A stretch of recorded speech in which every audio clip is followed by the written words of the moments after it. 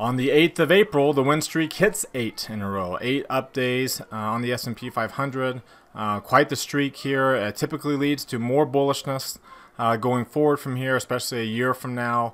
Lots of good seasonal data from that perspective of how bullish we were in the first quarter, how bullish we've been in each month of the first quarter, how bullish we've been in the 8 days in a row. All leads to positive signs going forward, but that doesn't mean that we're going to be up every single day for the rest of the year, as sometimes it might seem. So we're going to break down, how much higher we expect to continue to go before we get any kind of weakness, what kind of weakness we do expect to get, and then what may happen and who may lead the way going forward from there, and then how to trade that. So we're going to break all that down in tonight's video, so let's go ahead and get started. Today is Monday, April the 8th, 2019. This is the Market Outlook from MarketScholars.com. My name is David Settle. All right, well, let's start off taking a look at the S&P 500 today. Day number 8 in a row that has gone higher. You can see the near-term line is about as high as it can get. It's at the 98th, almost 99th percentile. Momentum line dropping down. We did get a kind of a lower low point today. You'll see that here when we go intraday.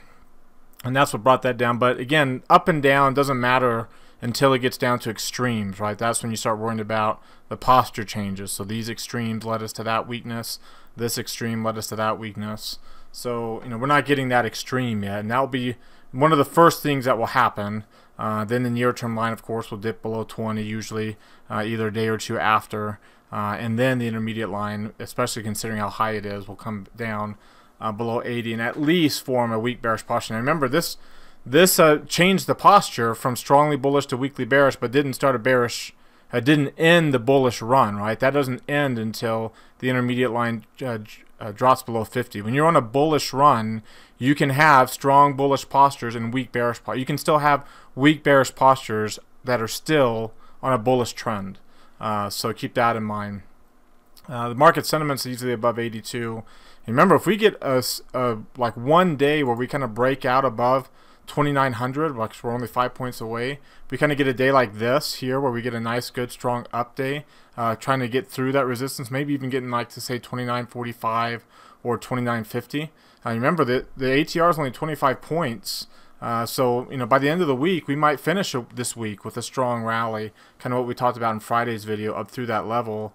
We talked in our Q&A session on Saturday that I did with our clients, how to kind of differentiate fake outs from breakouts. So that, if we were to get above 2940, we'd kind of take a look at that and see whether or not that would end up being a fake out, potentially by the end of this week, considering the trends and the news headlines that continue to come out, especially regarding trade. That seems to be what's pushing us up towards this magnet up here of this last resistance level and all-time highs. You take a look here at the Dow Jones. It's a different story because of Boeing, literally just because of Boeing.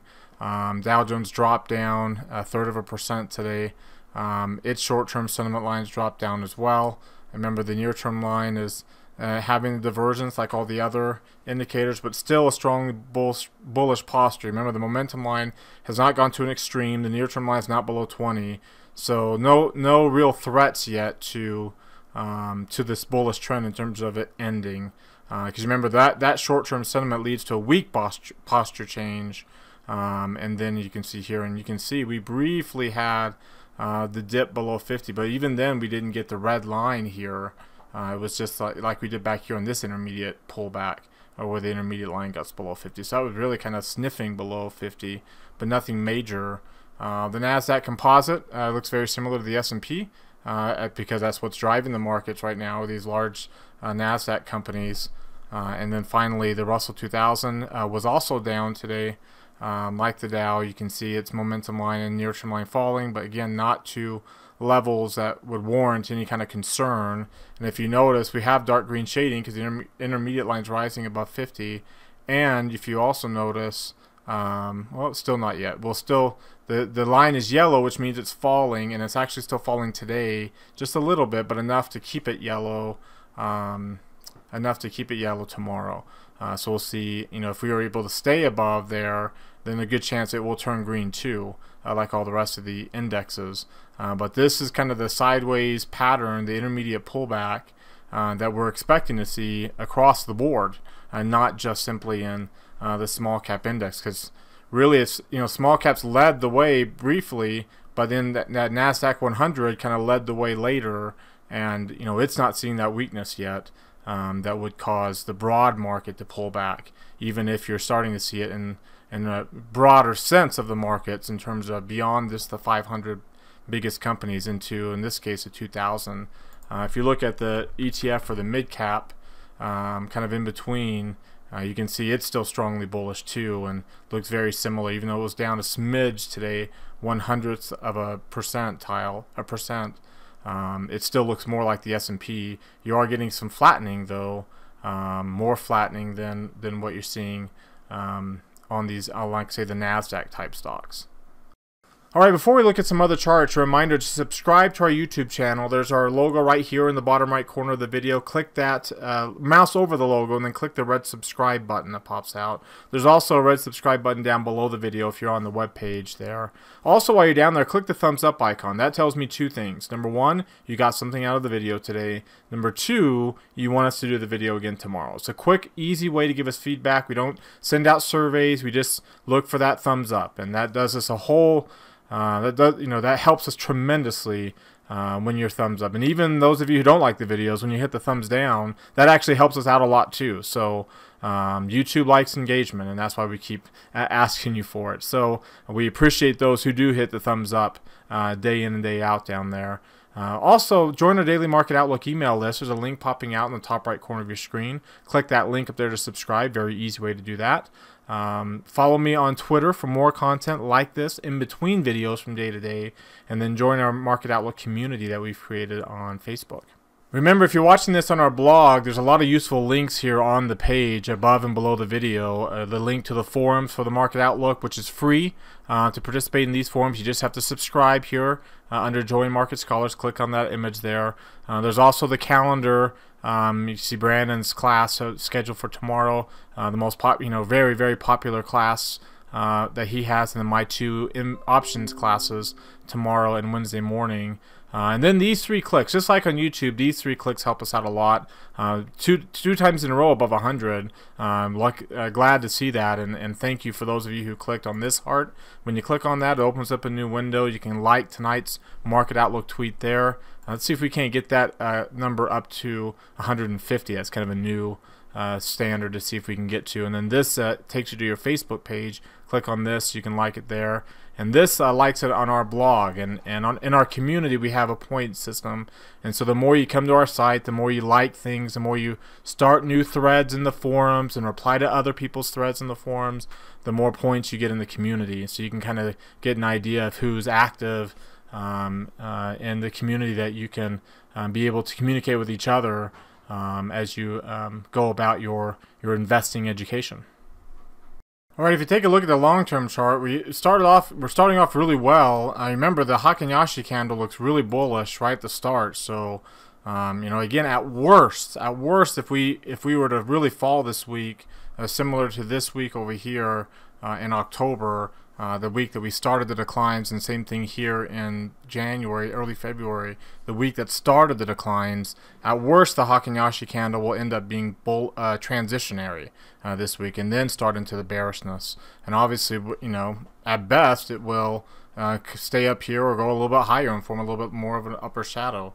So that's kind of what we're looking at on a long-term basis, and it's kind of why we said Friday we might still have another week or two before the selling, even if it's just to this extent, or even if it's just to this extent, like we had, or excuse me, over here, like we had at our last intermediate pullback that didn't turn into a full-scale sell-off out of the last 3. So if you take a look now at the 3 green arrow charts, you can see that we have continue to have 3 green arrows. We're continuing to grind our way higher to the upside. MACD and stochastics are above rising moving averages. The 8 and 17 day moving averages are both rising as well, and we're above all 3 of them. We haven't really even closed below the 30 this whole time. This tells us that the 8 hasn't closed below the 17 day for this whole time either, as it's been above 0, and it can stay above 0 for a while, but we're kind of running out of its typical time frame. for it to do that, and we'll see how much more positive momentum we can build, because usually we don't get another surge to a new surge high point when we're this far along. So that being said, we could be running out of some positive momentum, especially considering how slow the movements are here lately. If we take a quick look at the Dow Jones, because they had the down day today, you can see it's still above its 8-day moving average, and of course the Russell, which has been underperforming, you can see it's also still above its 8-day, and the 8-day has and 17 have both crossed back above the 30, and a positive sign for the small cap. But again, I'm not expecting a new surge out of this, because we're not expecting it out of the other indexes too, and you really can't surge on the small cap without the others as well. Alright, now let's take a look at the intraday charts here, and you can see we did get the new high right at the very end of the day, so nice little rally here off of that low that we had early this morning to a new 4-week high point. As mentioned before, we're going to start moving up. This low point will move up here, last week's low, here tomorrow, and then it will be there for a while, for another couple of weeks, as it shifts all the way over here until we form a new lower low, of course. So that will give us about a 10+ point range.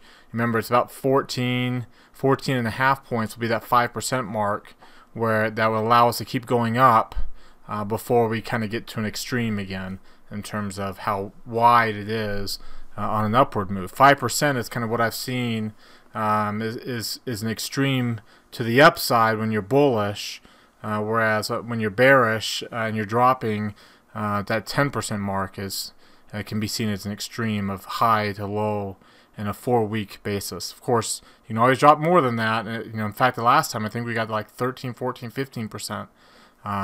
But 10% is when you get to that mark on a decline. So this is different because we're not on a decline, we're on a rise.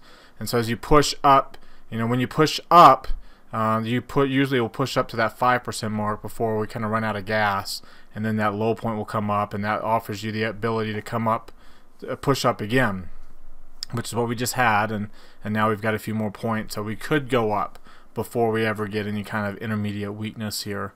You can see how the volume, let's take a look at the volume and the volume, not that one, sorry, 3 green arrow chart, the volume and the trading range. And you can see today's volume is very light, and remember we got down, so that's today's volume. Very, very light volume, very light trading, 53 million shares trading. So let's put that in context. Over 1.5 points is well below the 52-week low point of the ATR. The volume at 50 some odd million, 53 million, is also way below the average. The lowest point for the average over the last 52 weeks. So extremely low volume and trading range these last couple of days. Just again, that's a reflection of the grind. When you're bullish, we don't go up very fast. We go up fast when we're coming up off of these high volatility levels, and when we get to these low volatility levels, which we're not, volatility jumped up. It didn't, we formed a new high here, but we didn't form a new low in volatility. So you can see how volatility is struggling to get into this lower half of the bullish range. This is the entire bullish range, with the extreme down here at the low point, and then a neutral range to bearish up here up above, and we're still not trading below that 85th percentile yet. Again, for some context on that, the last time we were bearish last year, at the beginning of last year, and then we finally broke through to the downside. It took, it was that May 4th, May 7th, in that area, but we finally kind of broke out with that 3 green arrow signal and the bullish pattern on the market forecast. Well, it still took, till about another month before we started to trade into the lower half of that range, and that's kind of where we're at here. We're not able yet to get into the lower half of that range. When we do, then that's when the bullish trend is really entrenched. The high point ends up being the neutral range, the low point the extreme lows. Right now we're kind of using the low point as the midway part of the bullish range, and then we bounce up, and then you can kind of see finally in June, and then we get that intermediate pullback, and then once we re-engage the bullish trend, so that's, we'll get some kind of intermediate pullback here that looks like this, and then after that, then we'll probably start trading more towards the lower end of this bullish range on volatility relative to the 3-month volatility. All right, so to summarize our market outlook, it continues to be strongly bullish. The trend is strongly bullish. There is a pullback coming. When it comes, obviously nobody knows, but we are seeing signs that it's coming sooner rather than later. But we also see there's opportunity for a little bit further to go higher, maybe even towards a fake out opportunity before we finally do start any kind of sustained weakness. Not bear market weakness, right, but just a sustained intermediate pullback where we do bring that intermediate line down like we saw on the Russell 2000 on all the other indexes too. So that that's probably not going to happen this week, and we'll probably continue a slow grind, barring any new headline changes, a slow grind towards all-time highs on the S&P 500 at least, and the NASDAQ Composite. So what do you think? Do you agree with that assessment? Do you disagree? There's a link popping out in the top right corner of your screen. Click that link, opens up a poll, then hit either agree or disagree. If you click disagree, comment down below in the comment section what you're seeing on your charts or any other indicators that you might see that would suggest otherwise from what we came up with here with our outlook routine. All right, now let's take a look at what's driving price action today. And of course, crude oil had a good day today, up almost 2%. This is the ETF that tracks the futures contract. That futures contract here, let's quickly bring up, give me 1 second here, bring up the chart separately for crude oil, and we'll look at it on a daily chart. You have some issues over there in the Middle East, or at least in North Africa. And you ended up with a bought cluster here. If you take a look, the momentum line and near-term line are both high in the upper reversal zone, and so is the market sentiment line. So you can see all these clusters here on an oversold basis. The momentum line was not in the reversal zone, but these it was. Sorry, I'm on some pain medication right now, so I'm kind of in and out of things here, but these did show the market sentiment also down there, and you can see this overbought cluster, and these did not include the market sentiment line. So this kind of shows just how overbought we are on crude oil now with the market sentiment line up there, and these actually caused downturns. Both of these eventually caused at least intermediate pullbacks, and then eventually a downturn. So needless to say, crude oil's had a nice good run from 42 up to 64 here. That's a pretty decent rally in a short amount of time. In fact, on an annualized basis, you can see we pretty much have gone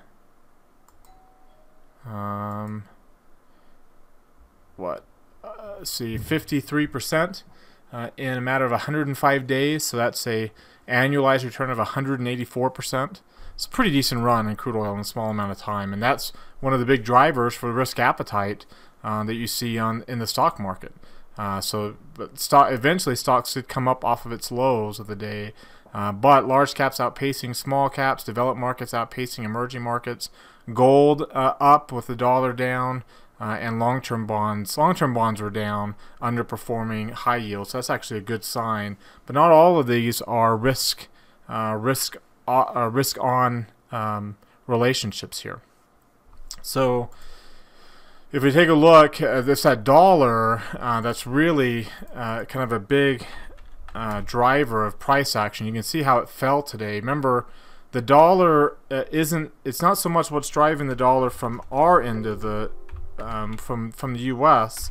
If you take a look at like the euro versus the dollar, it looks like it's trying to figure out a low point here and get going to the upside. Now, short-term sentiment still is not suggesting a strong bullish trend, so keep that in mind. We're not out of the woods yet there. The pound being the other major currency against the dollar, you can see the pound is rolling over still in this bearish trend. So that's actually bullish for the dollar, and of course Brexit weighing on the pound there. So that's going to have an impact, and a strong dollar actually puts some pressure on stock prices, not push them down, but at least hold. It'll be a headwind for them. But a weaker dollar, if the dollar does fall back and pull back towards some lows, then that will actually be a positive sign, especially for those international stocks that are just starting to, they have the emerging markets on this bullish trend right now. Dark green shading, dark green line. The developed markets, same thing, all kind of matching the S&P 500. And the relative strength for those versus the S&P has been up and down here, but with a falling dollar, you would expect them to continue to trend higher. You can see over here on the left, that not very many outliers today. Everything else kind of flat, but gold and crude oil and commodities all up. Value stocks holding up well too, so they're beating the benchmark. On the downside, real estate was down, emerging market debt was down, and you can see long-term bonds were down as well as blue chip stocks because of Boeing. Agricultural commodities, the dollar, all those were down, the outliers to the downside. From a calendar, you can see the only thing that came out today was factory orders down, not as much as expected, but down more than the prior result. Of course, it's the year-over-year number that matters the most. Both new orders and shipments are still trending lower after peaking in August, just like about every other economic indicator peaked in August and has been rolling over. And you can see with the data updated for today, the economic surprise index is really, really low on the S&P. About as low as we got again as in early 2017, and then that took off to the upside there, and not just in the U.S. but also globally. So from a interest rate hike odds perspective, the odds of easing jumped up considerably in December today. You notice that the number for staying dropped all the way down to 15%. 80% is kind of a big number, so the market now is kind of suggesting, we're kind of baking in the cake now that we'll get at least one cut by the end of the year. That's going to start to have an impact on the short-term part of the yield curve, right? When that starts to fall and the yield spread starts to rise, that's not bullish for the markets. That's when we kind of start the downward cycle. So we'll keep this only one day, but we did get above 80. We'll see if we can hold that for multiple days. You see the GDP estimates for the first quarter has gone from almost 0%. The estimates have gone all the way up to almost 2.5% now, and this won't get updated for another week, a week from this Wednesday. So it's going to be a while. But as of right now, that's a pretty strong estimate for first quarter after early expectations for some significant weakness. But of course, what the futures market here is looking at is this, right? That's, we continue to roll over. This is a very common pattern on year-over-year growth rates and a lot of economic indicators. They're not falling below zero, but they are, continuing to trend lower. And whether that turns into recession or not remains to be seen, right? That's the Fed's job, is to see, when they cut rates, try to stave that off. But it's interesting to see how big of a jump we made today alone in this to get up to the 60% for December, 80% total when you look all across the different lines here. In fact, right now there's higher odds that we'll get two rate hikes than we do that will stay at the same level. And interesting that we got a little bit of a increase in rate hike odds, but that's like nothing. 0.5% is nothing. But that number now is higher than holding steady, and that's the first time that that's happened. So we are baking in the cake here that the Fed will ease sometime by the end of the year. Of course, that's why the dollar's going down, right? That's a bearish dollar environment when the Fed's easing, at least expected to ease. So again, one day doesn't make a trend. So we'll see if that cuts back here tomorrow, the day after, by the end of the week. But if it holds by the end of this week, that's a good sign for what we've been expecting: a weak dollar environment and bullishness for international stocks, especially. And then from a sector perspective, with a dollar falling, you would expect energy. You would also expect materials, but materials had been strong actually here lately, and then industrials. Now industrials was weighed down by Boeing, but energy, materials, and industrials are the sectors that you would expect to do well. You can see consumer stocks also do pretty well in a strong dollar environment. This is right here is discretionary and staples, all both beating the markets, and then financials holding up relatively well. Utilities and real estate not doing well, with a little bit of an increase in bond yields. Remember, bond yields, we've been expecting them to rise. We don't expect them to rise too much, though, probably into this area at the most, up to this diversion high, because the trend is definitely strongly bearish to the downside. You can even see here, when you look at the long-term view for the 10-year note, and you look at the trend strength indicators that we like to look at, you know, it's not a strong trend. And -5 is when you get a strong trend, and then above 80. But we're getting, you know, we do have a moderate trend, and we're so oversold that we're coming up to these resistance levels. But you know, this rally that we're getting so far is not a trend-changing rally. At least it's just a transitionary rally as we slowly bounce up a little bit here. And how far we bounce up will be limited by those rate cut odds. As long as the Fed's got higher odds of cutting rates, then that will put pressure on the 10-year note. As I switch over here to the sector selector rankings that Brandon put out over the weekend, here's all the sectors ordered in the rankings. Now remember, you can go, premium subscribers to our site can dive into those, to his sector selector tool, to see industries and stocks beyond just the sector level, which is kind of what we get here. But you can see how, you know, here's the broad market over here on the left. You got a couple that are in the pink here, utilities and real estate, which have been so strong. They're starting to lag behind a little bit. Technology, there's materials really starting to move up strongly. Industrials, even though it looks flat, it's up 15% in the last 3 months. And you can see another consumer stock industry here, discretionary, doing well too. The staples being one of the other ones that's green. Over here on the bottom end, financials, you can see not doing very well. Healthcare also kind of forming a triangle here and not breaking out like you see in some of these others. And then energy starting to break out, but still not to the same extent as we see in some of these others either, similar to communication services. So some sectors doing very, very well, some others not, and again, kind of a sign as the correlations among all these sectors drop down, get lower and lower. That's a sign that we're getting closer towards the end of this intermediate run. Again, not that a bear market's starting, but just that, you know, we get some kind of weakness over more of an extended period of time than just a couple of days, which is all we've really had up until now since that Christmas Eve low point. Alright, for our trade idea of the day, I want to take a look at a stock that's kind of in that energy sector, Halliburton. We looked at short-term trades on this before, but let's take a look at this stock in a little different light here in terms of potentially starting a new trend. Of course, back here when the market was getting clusters out the wazoo, so was Halliburton. Halliburton actually got another cluster here in March. Unlike the broad market as a whole, this stock, the industry hasn't been able to take off as a rest. But if the dollar's weak, again, that benefits an industry like this. And if crude oil continues to remain strong, that will benefit this, despite the cluster it's getting now. In fact, if you take a look at the correlation that crude oil has with Halliburton has with crude oil. Here, give me a second to bring. We'll go the last 3 months, and we'll look at crude here, and hit OK and OK on that. And let's go back further in time, 5 years, and then we'll bring up Halliburton up here.